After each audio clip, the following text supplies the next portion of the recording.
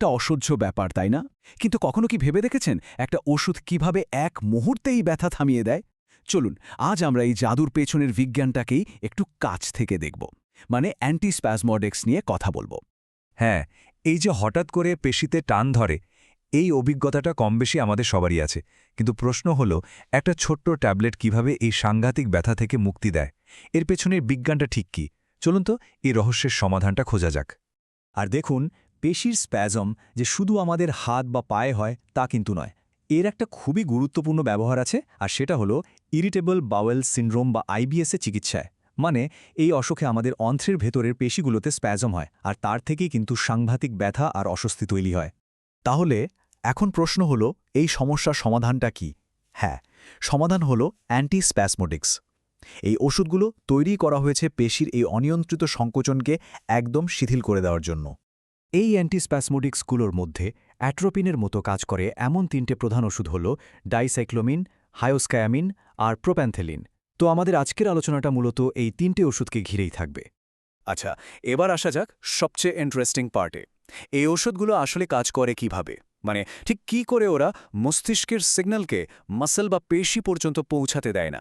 চলুন এর পেছনের বিজ্ঞানটা একটু সহজ করে জেনে নেওয়া যাক। এই পুরো ব্যাপারটা বুঝতে গেলে আমাদের প্রথমে একটা জিনিস চিনতে হবে, সেটা হলো মাস্ক্যারিনিক রিসেপ্টর। নামটা একটু কঠিন শোনালেও জিনিসটা খুব সহজ। ভাবুন তো, আমাদের পেশির কোষগুলোর গায়ে কিছু ডকিং স্টেশন বা রিসিভার বসে আছে। নার্ভ বা স্নায়ু থেকে যে কেমিক্যাল সিগন্যালটা আসে সেটা ঠিক এখানেই এসে লাগে। এখন আমাদের এই অ্যান্টিস্প্যাজমোটিক ওষুধগুলো কি করে জানেন?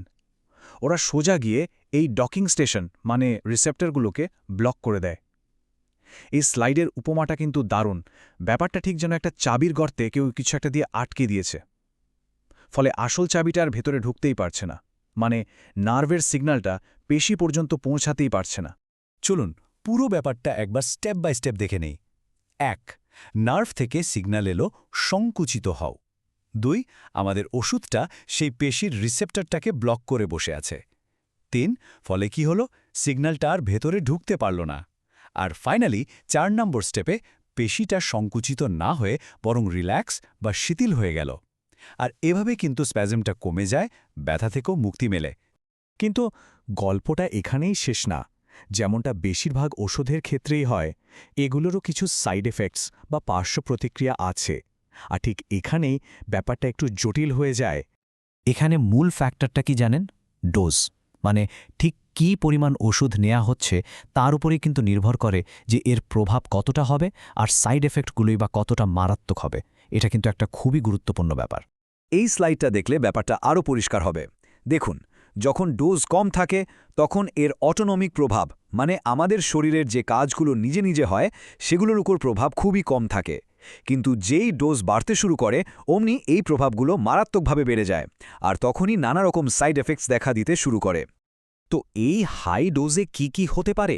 এই যেমন দেখুন, মুখ শুকিয়ে যাওয়া, চোখে ঝাপসা দেখা, ইউরেন বা প্রস্রাব আটকে যাওয়া আর কোষ্ঠকাঠিন্য, এই সবগুলোকে একসাথে বলা হয় অ্যান্টিকোলিনার্জিক এফেক্টস।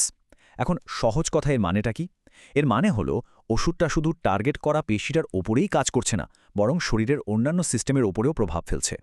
তাহলে বুঝতেই পারছেন, পুরো ব্যাপারটা আসলে একটা সূক্ষ্ম ব্যালেন্সের উপর দাঁড়িয়ে আছে। একদিকে যেমন স্প্যাজম থেকে আরাম পাওয়ার সুবিধা, ঠিক অন্যদিকেই আছে এই সাইড এফেক্টগুলোর ঝুঁকি। আর ডাক্তারদের কিন্তু এই দুটো দিক ভেবেই একটা সিদ্ধান্ত নিতে হয়। আর এই ব্যালেন্সের জন্যেই স্লাইডের এই কথাটা খুব গুরুত্বপূর্ণ। বলা হচ্ছে যে ঠিক এই কারণগুলোর জন্যেই অ্যান্টিস্প্যাজমোডিক্স অনেক ক্ষেত্রেই ব্যবহার করা হয় না বা খুব কম ব্যবহার করা হয়। আর এটাই কিন্তু এই ওষুধগুলোর একটা মস্ত বড় সীমাবদ্ধতা। তাহলে পুরো আলোচনা থেকে আমরা কি শিখলাম? মূল শিক্ষাটা হলো, একটা ওষুধ কতটা ভালো সেটা শুধু তার প্রধান কাজটা দিয়ে বিচার করলে চলবে না। আসল চ্যালেঞ্জটা হলো এমনভাবে ওষুধ বানানো যাতে সেটা শুধু নির্দিষ্ট সমস্যাটারই সমাধান করে, কিন্তু শরীরের অন্য কোথাও গিয়ে নতুন সমস্যা তৈরি না করে। আর এটাই কিন্তু আমাদের আজকের আলোচনার শেষ এবং সবচেয়ে বড় প্রশ্ন। কিভাবে এমন একটা নিখুঁত টার্গেটেড ওষুধ ডিজাইন করা সম্ভব যার সব ভালো দিকগুলো থাকবে কিন্তু কোনো খারাপ দিক থাকবে না? এই একটা প্রশ্নই কিন্তু আজকের দিনের ফার্মাকোলজি বা ওষুধ বিজ্ঞানের গবেষকদের দিন রাত ভাবাচ্ছে।